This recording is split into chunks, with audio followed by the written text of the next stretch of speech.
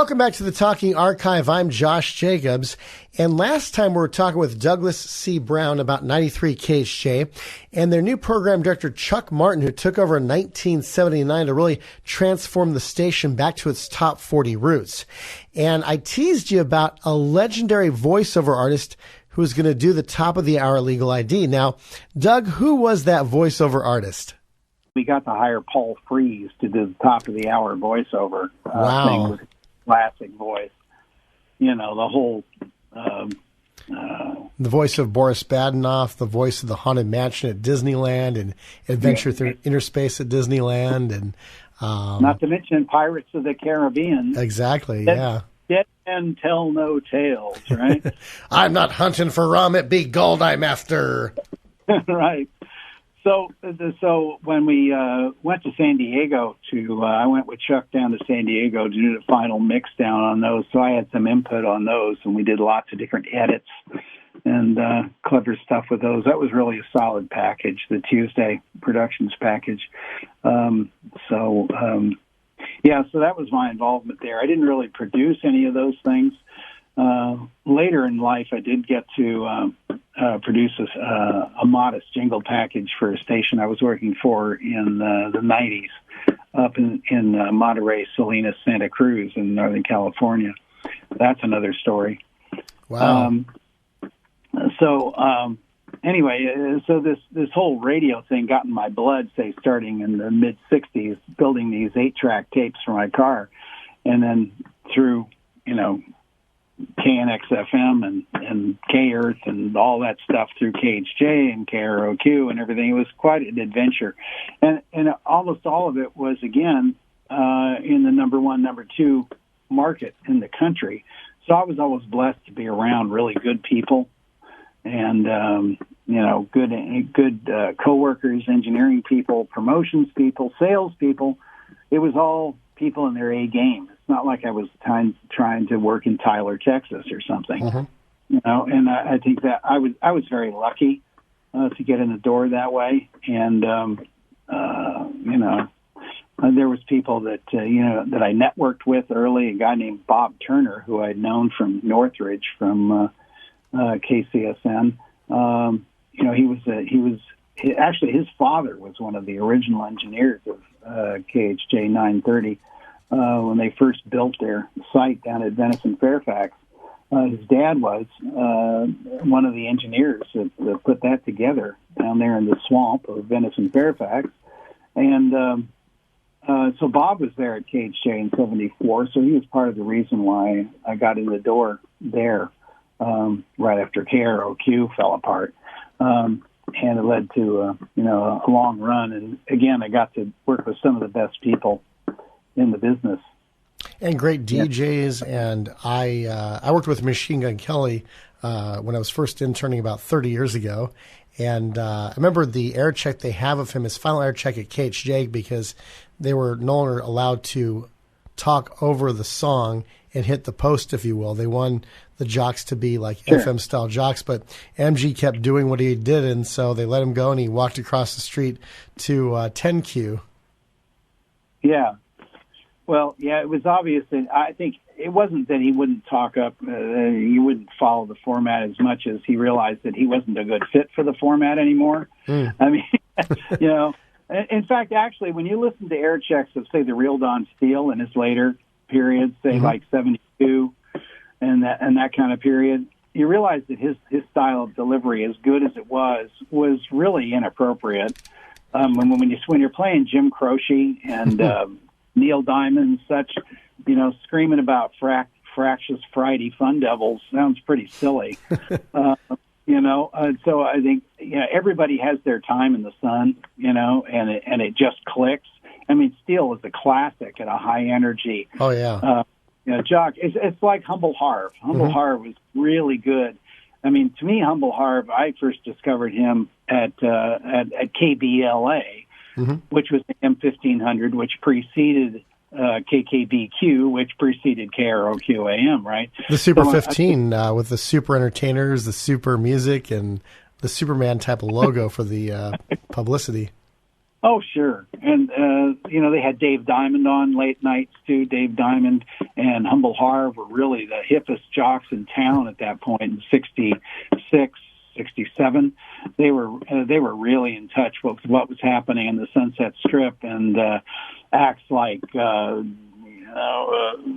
Seeds and Love and Doors and this kind of stuff. They were really in touch. And Humble Harve brought that East Coast jive talking stuff from his days at New Jersey and such on the East Coast, kind of modified it a little bit, but he was still doing that really cool jive talking stuff, and spread love, baby.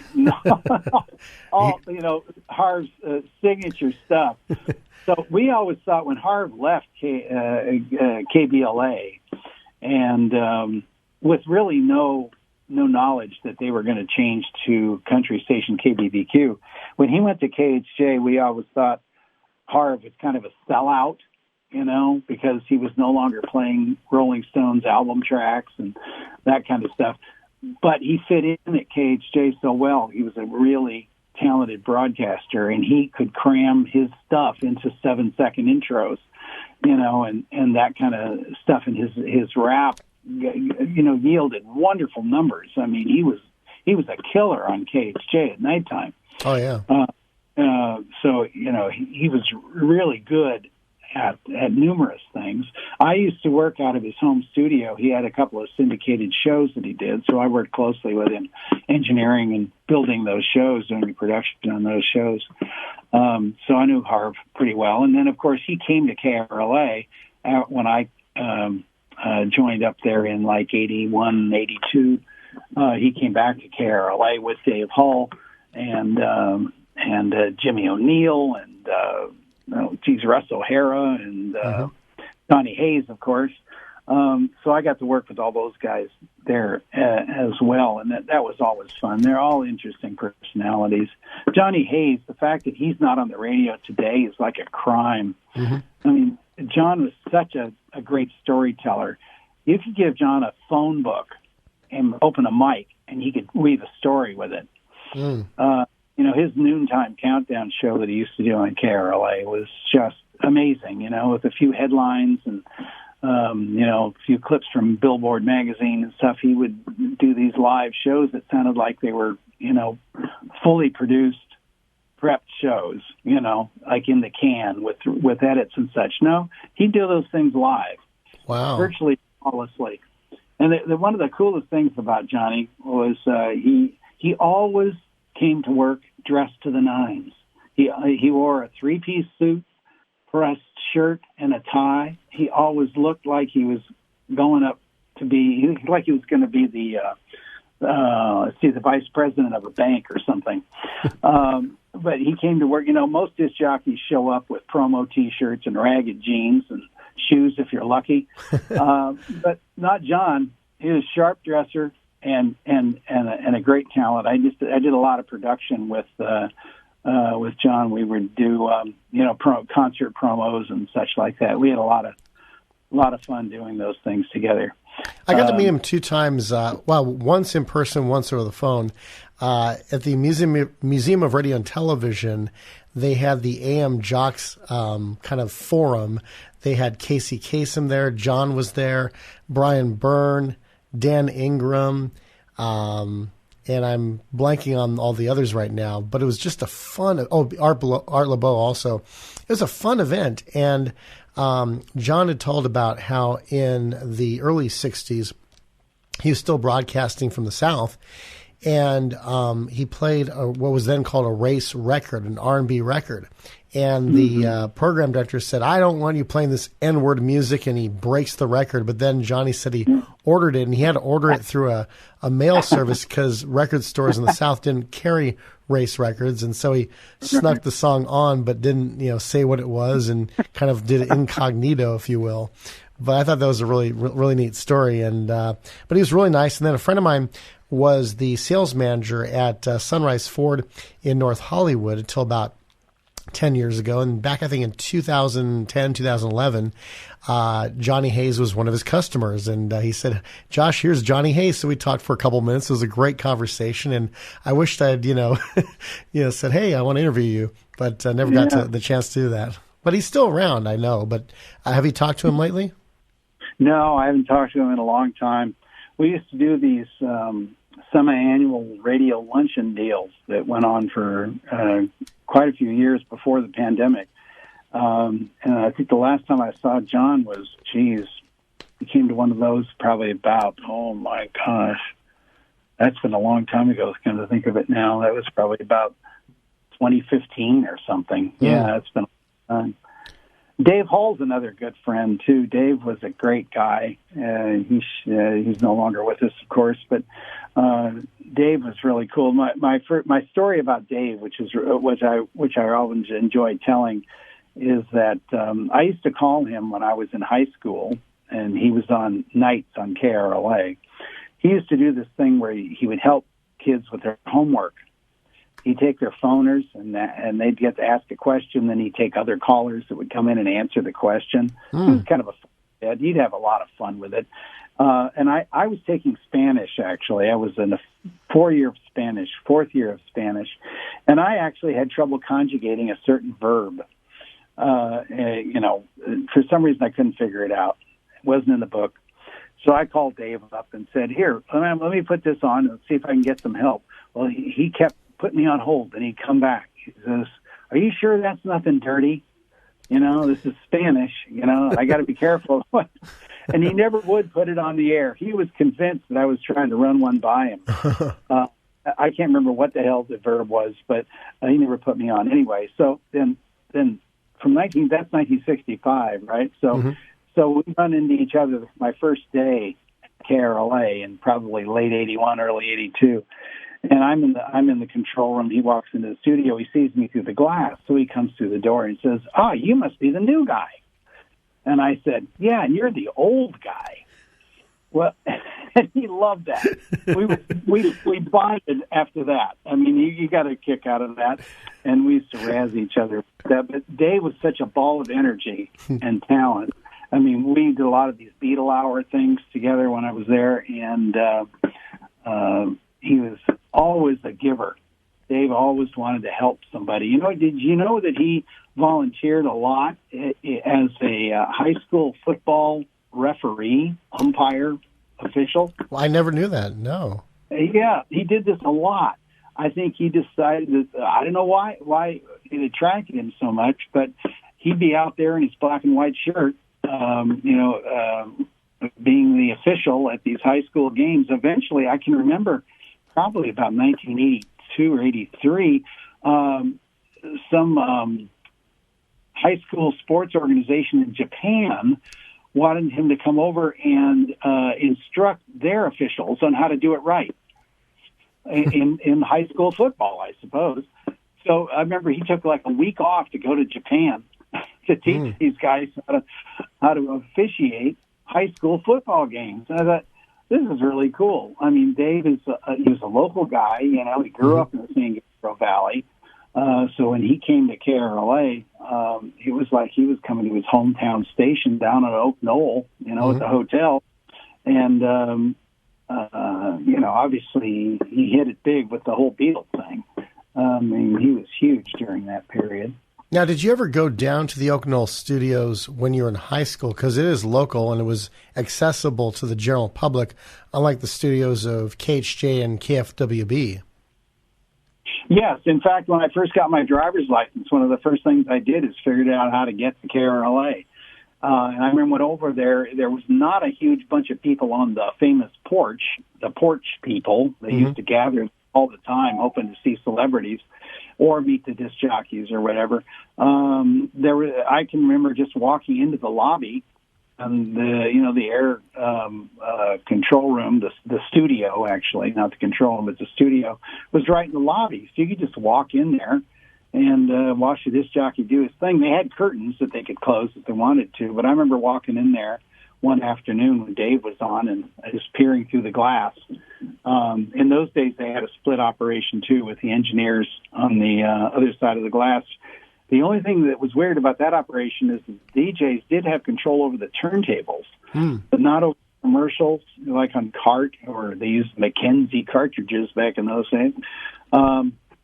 They didn't have control over the CART machines or reel-to-reels or anything, but there was a split operation with an engineer on the other side of the glass. But so yes, and then again, that was 1964 when I got my driver's license, and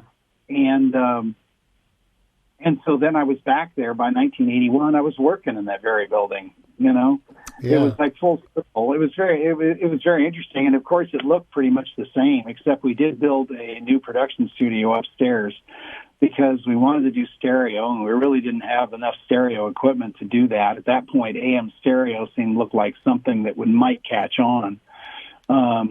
So we needed a new room, which I designed, and we put in the upstairs studio.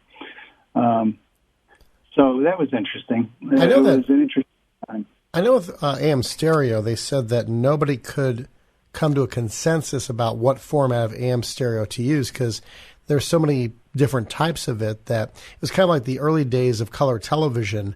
RCA had their own color TV format. CBS had theirs. But finally, they made the consensus to go with RCA's patent rather than CBS's, and then everybody coalesced around that. But they could never decide when it came to AM stereo. Well, and it was not so much it was the FCC. The FCC can decide on a standard. So they said their mistake was they left it to the marketplace. Let's see if Con Stereo or Sequam or whatever was going to survive. Assumed it right there. You know, I had an AM stereo tuner from Sony that would receive all three systems. But you can't expect the audience to do that. You know, that's ridiculous.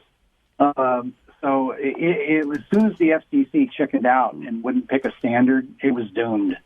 And that unfortunately is what happened. So then the marketplace just quickly, you know, nobody could make the effort. And manufacturers didn't jump into making all kinds of receivers for both cars and, portables that would be compatible with all three systems. You know, that's not what manufacturers do, and that's not what car makers do. In fact, it was interesting. I remember having a long discussion with Bob Cantor, who was the chief engineer at K-Earth and KHJ. He was really interested in making KHJ perform as good as any AM signal could. Now, it was only a 5 kilowatt, non-directional daytime, but it was located down there in the swamp of Venice and Fairfax. In fact, the street La Cienega that runs by there, that's Spanish for basically wetlands or swamp. and the wetlands there, of course, gave an excellent ground system to KHJ. So that 5 kilowatts got out.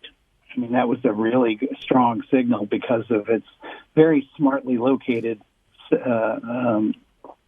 transmitter site. But anyway, what we were always trying to do is get the best quality audio out of that system. And so I can remember staying there at night. We'd put the spectrum analyzer on the signal and send sine waves out over the air during testing. This is like 2:00 in the morning on Monday morning or something, and we could easily pass 10 kilohertz and higher bandwidth, but the FCC was really concerned about splatter. The fact is they wanted to limit the bandwidth of AM stations to about 10 kilohertz. And even but if you were flat out to 10 kilohertz, though, you sounded pretty damn bright. You didn't, because there's not that much energy above 10 kilohertz in most music when you think about it.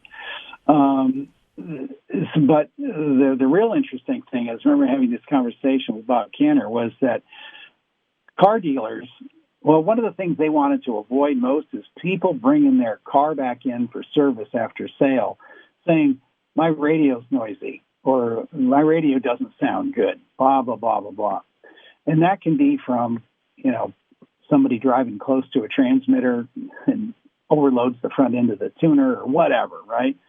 So the fact is that when it came to most car radios, like Delco's, they would, on purpose, narrow the bandwidth of those to basically a speech level. I can't remember where the roll-off was, but it wasn't good to 10 kilohertz. So no matter how good your AM transmission sounded, these Delco radios and the like that were coming in cars in the 70s were not going to be able to hear it like their FM tuner would, right? No matter how good the AM sounded, which was really unfortunate. That was another nail in the coffin on AM music radio. But I can remember being with my Sony SRF A100, I remember the number, being that with the FM top 40 stations of the day, occasionally you'd find KHJ and say, I don't know, KKDJ or somebody playing the same record. So you could AB back and forth between AM and FM. And I swear, we sounded just as good, if not better, than the FMs, because the FMs are, for the most part, over-processing their audio because they were all run by a bunch of former AM program directors, and they wanted everything to be loud and punchy and and all that stuff. It's like loudness wars, right? Trying to be louder than your competition. So anyway, the discussion was about, no matter how good we made KHJ or any other AM music station sound, the quality of the receivers was not up to the task for the most part, for various reasons. For economy, for cheaply constructed radios, or people are listening on, some portable with a 2.5-inch speaker on it, So, that was kind of interesting to be there to see that, the kind of the winding down of AM music radio. This is the Talking Archive. I'm Josh Jacobs. We're talking with Douglas C. Brown, radio talent as well as voiceover artist. And by the way, just a reminder, in case you haven't done so already, subscribe to our YouTube channel. You can also follow us on Instagram at JoshDJ57. That's JoshDJ57. And next time, Doug shares his memories of the fifth Beatle in Los Angeles back in the 1960s.